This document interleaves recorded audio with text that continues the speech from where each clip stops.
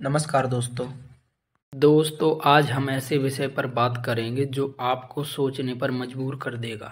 दुनिया में बहुत से नए धर्मों का आविष्कार हुआ है, लेकिन आप नए धर्म का निर्माण करेंगे तो कैसे करेंगे? क्या दूसरे धर्मों की नकल करेंगे या फिर कुछ नया करने की कोशिश करेंगे? जिसने कोशिश की उसने नया धर्म। दुनिया में जब कोई नया धर्म आता है तो उस धर्म की नींव कुछ ऐसे लोग रखते हैं जो अपना मतलब सिद्ध करना चाहते हैं, या फिर वो अपने आप को बहुत बुद्धिमान समझते हैं। ऐसे लोगों की वजह से ही लोगों में संप्रदाय हो जाते हैं और लोगों का बंटवारा शुरू हो जाता है कि आप इस धर्म के हैं और हम इस धर्म के हैं। पहले तो हम ये समझने की कोशिश करेंगे कि धर्म है क्या। एक तो धर्म भाव होता है जिसमें दूसरे का भला किया जाए, चाहे वह किसी भी तरह से क्यों न किया जाए। और एक धर्म वो होता है जिसमें खुद को जाना जाता है। खुद को जानने का मतलब है कि मैं कौन हूँ, मेरे अंदर है क्या, मेरे शरीर को कौन चला रहा है और मैं किसके द्वारा संचालित हूँ। और दूसरा धर्म है जिसमें बाहर का जाना जाता है, जैसे कि मंदिर जाना, पूजा करना, दान देना और भूखे को खाना खिलाना इत्यादि बहुत सारे बहुत अच्छे काम होते हैं। अब मुख्य बात पर आते हैं जिस टॉपिक पर यह वीडियो बनाई जा रही है। एक धर्म उसको भी कहते हैं जैसे आँखों का धर्म है देखना, कानों का धर्म है सुनना, पैरों का धर्म है चलना, बुद्धि का धर्म है फैसला करना और मन का धर्म है सोचना। इसी प्रकार पूरा शरीर अपने अपने धर्मों में कार्य कर रहा है। तो अपने कर्तव्य को समझ लेना ही धर्म है, यानी कि कर्म ही धर्म है। लेकिन पूर्व काल में लोगों ने अपने मतलब के लिए धर्मों की रचना कर डाली और ये नहीं जाना कि धर्म है क्या। और इन्हीं धर्मों के चक्कर में हजारों लोग मरते हैं, कटते हैं और अपने धर्म की रक्षा करते हैं। जब आप धर्म की रक्षा कर रहे हैं तो धर्म आपकी क्या रक्षा करेगा जो आप धर्म के लिए इतना लड़ रहे हैं।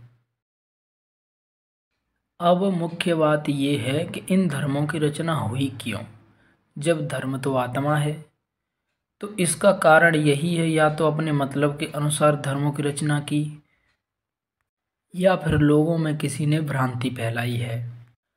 अब मैं आपसे पूछता हूँ, अगर आप नए धर्म की रचना करना चाहोगे तो सबसे पहले क्या करोगे? किसी की नकल करोगे या फिर कुछ नया करने की कोशिश करोगे? कुछ ऐसा ही हुआ 1400 वर्ष पहले। अब मैं ये नहीं बता सकता कि किसने किसकी नकल की है, मैं आपको उदाहरण के साथ बताऊंगा। अब फैसला आपको करना है कि किसने किसकी नकल की है। एक व्यक्ति मन एकाग्र करके और बैठ के भजन ध्यान करेगा तो दूसरा व्यक्ति हाथ फैलाकर घुटने टेक कर उसी काम को करेगा। एक व्यक्ति हाथ जोड़कर प्रणाम करेगा और दूसरा व्यक्ति हाथ फैलाकर। एक व्यक्ति मूंछ रखेगा अपनी शान के लिए, लेकिन दूसरा व्यक्ति मूंछ हटा देगा, पता नहीं। एक व्यक्ति का पहनाव पहले से चलता आया है वैसा है, लेकिन दूसरा व्यक्ति दूसरे टाइप के कपड़े पहनेगा। एक व्यक्ति उस पशु को इतना मानता है बहुत ज़्यादा, लेकिन दूसरा व्यक्ति उसी पशु को क्षति पहुंचा देता है। एक व्यक्ति अगर दिन को मानता है तो दूसरा व्यक्ति चांद को मानता है। कुछ लोग दिन में भी विवाह कर लेते हैं, लेकिन कुछ लोग चांदनी रात में निकाह करते हैं। एक जगह पर लाखों मुर्दों को जलाया जा सकता है, लेकिन कुछ लोगों को अलग अलग जगह पर ही दफनाना पड़ता है। कुछ लोग सिंदूरी रंग की पगड़ी पहनते हैं तो दूसरे लोग सफ़ेद रंग की टोपी पहनते हैं। कुछ लोग आस्था के साथ मूर्ति पूजा करते हैं, लेकिन कुछ लोग मूर्ति पूजा नहीं करते। जब कोई नए धर्म की रचना करता है तो बहुत सारी बातों पर वो ध्यान देता है। जैसे एक परिवार में एक बुजुर्ग आदमी है, उसको समझ बहुत है, तो वो पहले क्या करेगा, अपने धर्म को बढ़ाएगा। तो कैसे बढ़ाएगा कि अपने ही रिश्तेदारों में शादी विवाह करना शुरू कर दो और अपनी बहन बेटियों को नकाब से ढकना शुरू कर दो। अगर तुम मरो तो थोड़ी तो कम से कम जगह लेकर मरो, और दूसरे जो मरते हैं वो एक ही जगह पर हजारों लोगों को जला सकते हैं।